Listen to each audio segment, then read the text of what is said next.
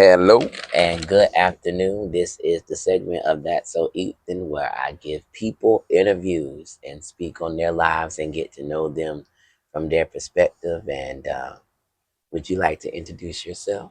My name is Courtney Cain. I don't know what else to say. This is Courtney Cain. Well, let's start off with question number one. And who are you and where are you from? Well, I'm Courtney Cain. I am the fourth generation Floridian. My homestead's in Mayo, Florida. I am originally from Citrus County, Florida, born and raised. I am currently from Inglis, but reside in Gainesville due to situational circumstances. Now, can you explain to us English? Because I'm ignorant to that. Where is English at? Inglis is in Levy County, Florida, Oh, Jesus. on US 19. It is between Chris River and Cedar Key, and it is tiny.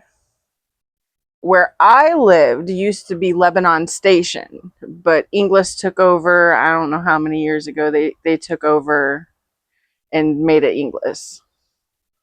Oh, I said I just know Levy County because I was just in Bronson, but I'm not too. I know it's country, and I know it's a lot of places within there in that area. I try to stay out of there because It's pretty cool there. I'm saying I just I had my experience there, so I'm just like in Bronson, I just stay here, but cool to know. Okay, so this can be in any way possible. Describe in 5 words your life. Oh wow.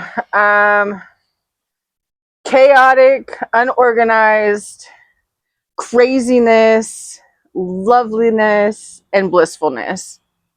So it sounds like a happy, chaotic situation. Yeah. At least happiness is in the chaos. So that means you're thriving through all the craziness. And some people get overwhelmed by it, but it's good that you are, you look at it as a good way. Yeah. So now, out of those 5 words that you just gave me, why would you say it's like that?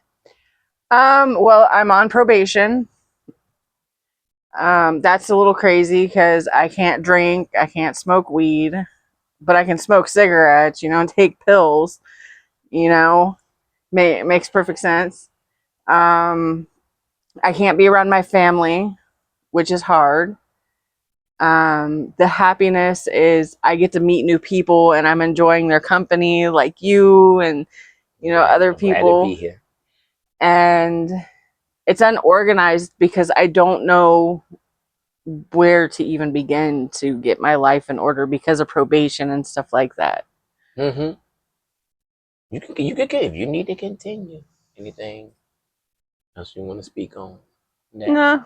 Okay. I said, remember, this is your interview. We ain't have to move fast. Okay. Well,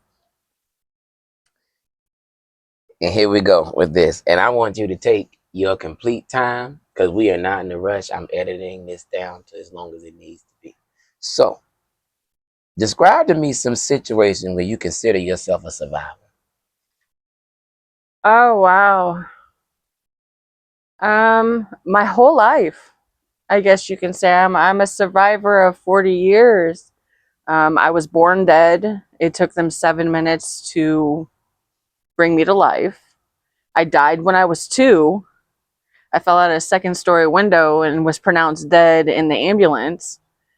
And started breathing as soon as the doctor come in the room. I took a breath. I died when I was 14. I got into a car accident. I died on the operating table in 2015, and I've been in domestic violence situations. Oh, I've lived on the street situations. Oh, my whole life is So survivor. let's start back because I know at 2 that's kind of hard to put together, you know what I'm saying? So let's go back to 14 when you died there. Explain not necessarily the feeling of death, But like, what was the experience? If you did on the other side, what led up to it? Like, explain that whole situation.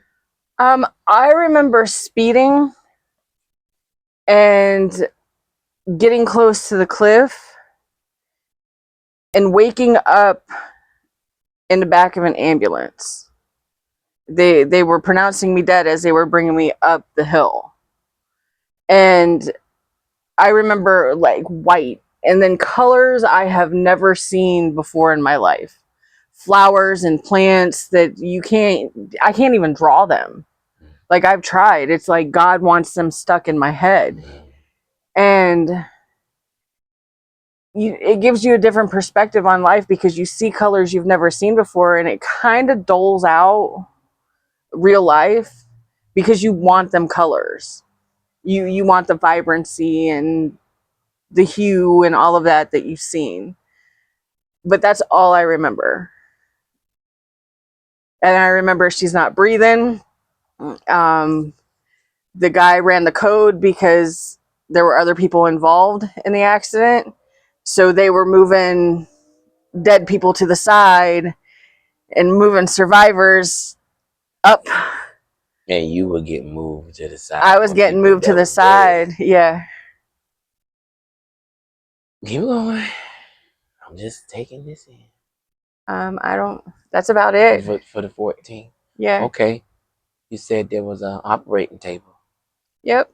I remember them putting my arms out on the operating table and telling me to count back from 100, and I was out, and then all of a sudden I'm sitting on a park bench with my grandfather, and there's babies. I've had 27 miscarriages from the age of 12 till like 30 something, and you know. Oh my God. Go ahead. I'm here. And I remember sitting on the park bench with my grandfather, and he looks at me. He's like, "These are yours. You're in heaven with yours, but it's not your time. Your time has not come." He's like, "In the meantime, they're mine. Hmm. I've got them. They were babies, just walking around, crawling around, having a good time in heaven." And he gave me a hug, and when he gave me a hug, I could feel the chest compressions. And then all of a sudden, zapper. And I felt that through my body, and I woke up. I had bled out 6 liters of blood. And my insurance wouldn't pay for the blood to get back in my system. So the doctor legitimately was like, "I'll pay for it out of my pocket. I don't care. We're saving her today." And I went back to sleep and woke up in, I guess, the post-op is what it's called. And she come up to me and she's like, "Oh my God, you made it. You're going to be gray for probably the next couple of months, but we saved your life." She's like, "Are you okay? Is there anything you want to talk about? Do you feel anything? Do you remember anything from the surgery?" And I was like, "No." And she's like, "Well, you are one in like a million that had a rare vein that ran through your uterus and your bladder. And when we went to take out your uterus, we cut that vein, not knowing that it was part of a main vein." And I bled out. My kid's dad was nowhere to be found. There was nobody at the hospital for me.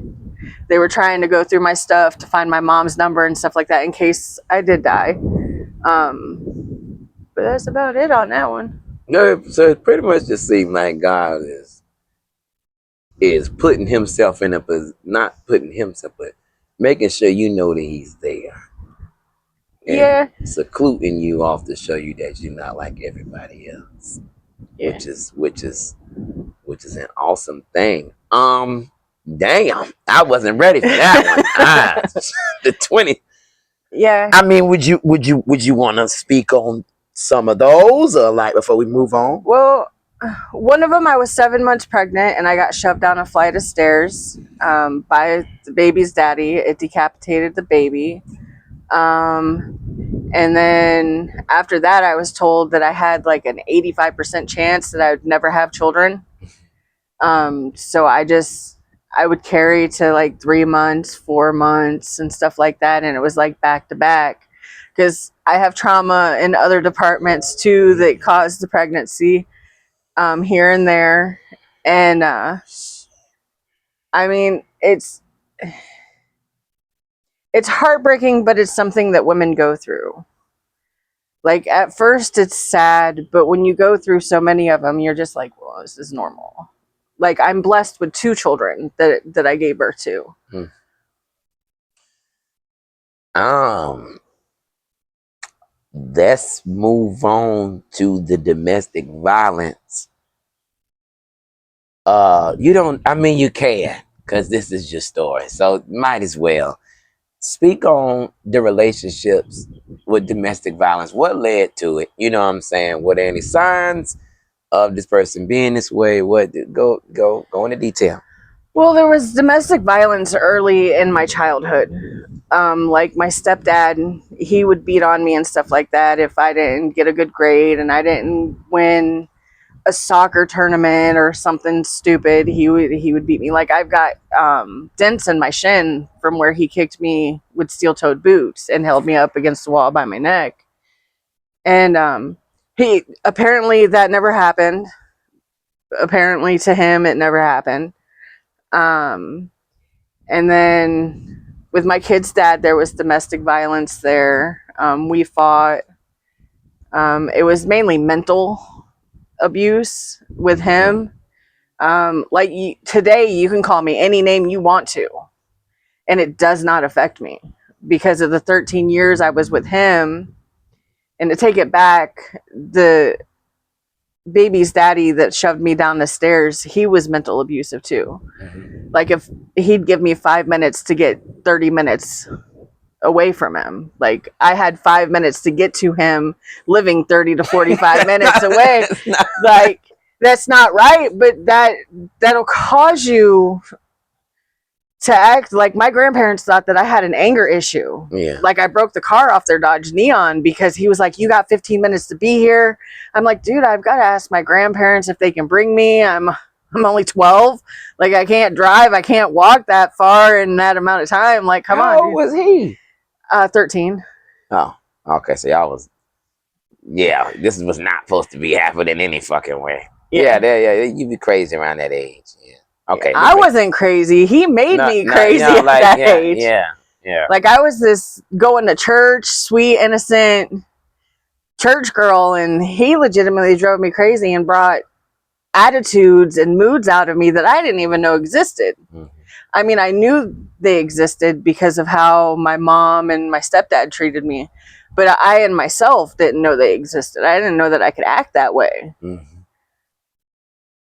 Yeah, that'll that'll do it. Be around some crazy stuff all the damn time. It'll bring out the worst in you. And what's funny is you always have it in you, but it takes somebody pulling at you to get closer and closer to your personality and what you'll do and how you'll do it. And you didn't even know you could. And that may be good or bad, which is crazy as hell. Got thrown around a garage by that 21-year-old that I dated. I dated a 21-year-old in my 30s. I don't recommend it. There's an age gap for a reason. And people can call me what they want. You can say, oh, you're a pedophile, cradle robber, whatever. It happened. So what? Men can do it. How are you a pedophile if you're talking to somebody that's 21 and you're 30? Because of the age gap. It's still not underage.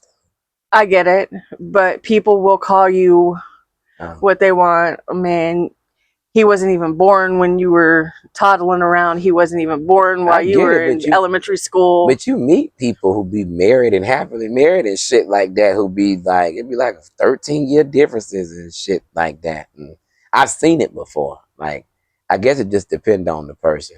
Because like I'm 31 and the lowest I could talk to somebody probably 25.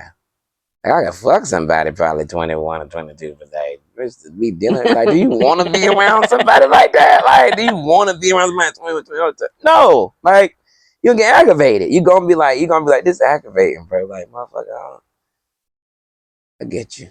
Yeah, that probably wasn't the best thing. I know it's probably different in the gay community too, but like, I would suspect it's not too much different. No, it ain't. I was just trying to throw that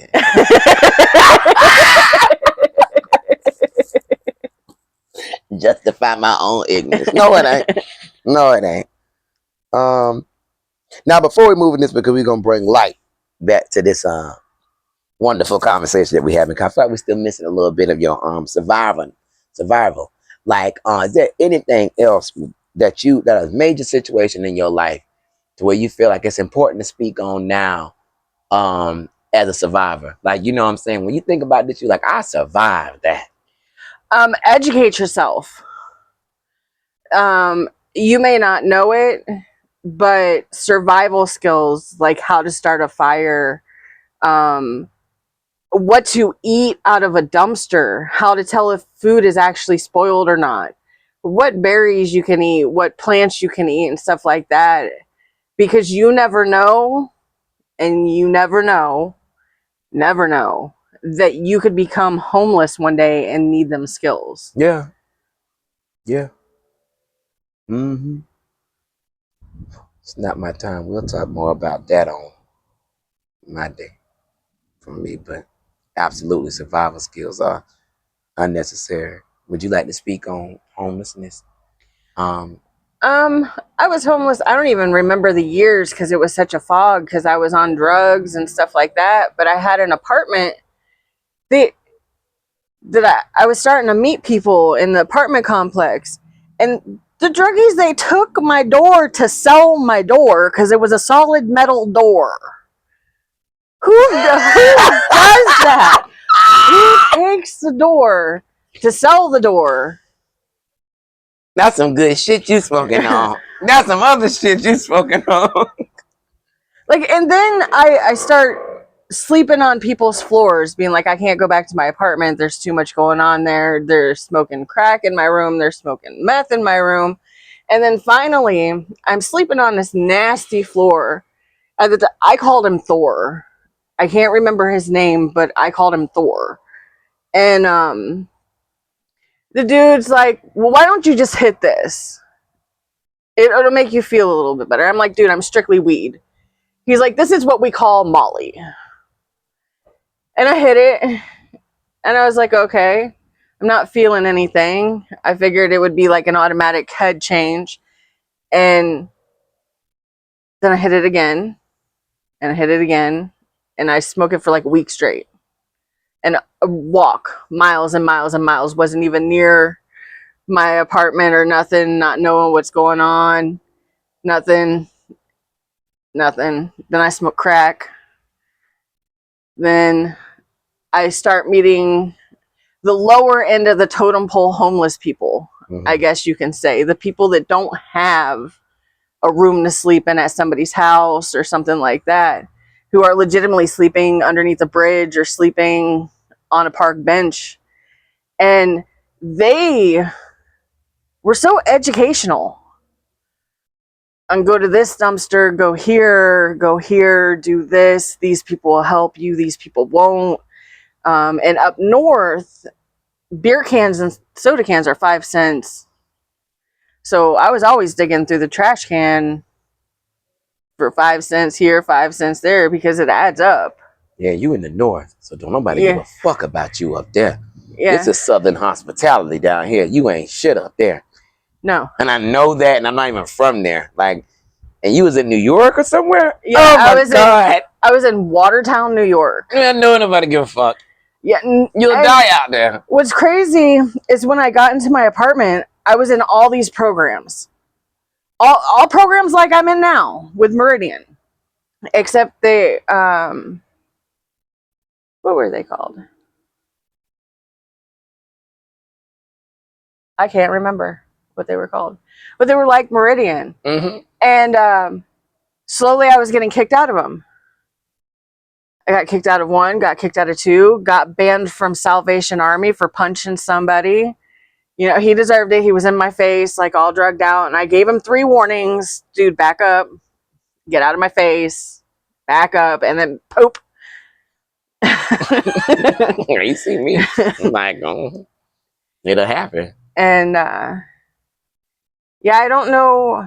I don't really know what made me homeless. I remember going to jail, living on the street, and then getting arrested for a warrant because I didn't go to court. Mm-hmm. I was in the psych hospital, and they still put a warrant out for me, even with the documentation that, hey, I was in the hospital in the psychiatric center. It didn't matter. I went to jail for 31 days. When I come out, I went back to the apartment. There's a door on it now, with a no trespass sign. They said my stuff was in there, or should have been in there, and can't get in there. So I go to a room upstairs, and there's a guy up there, and he's like holding a knife to everybody. And I want no part in it. I turn around and leave. Well, he follows me out the building, and all of a sudden I feel tap tap on the back of my head. He's holding a gun at my head. He's like, "You're gonna get off my street. And you're get off my street now." He's like, "You're helping too many people. You're doing whatever you're doing, and it's helping people." I'm like, "Dude, I just got out of jail." He's like, click with the gun, like he's going to shoot me. And I'm like, all right. So I wander around by Burger King for a little bit.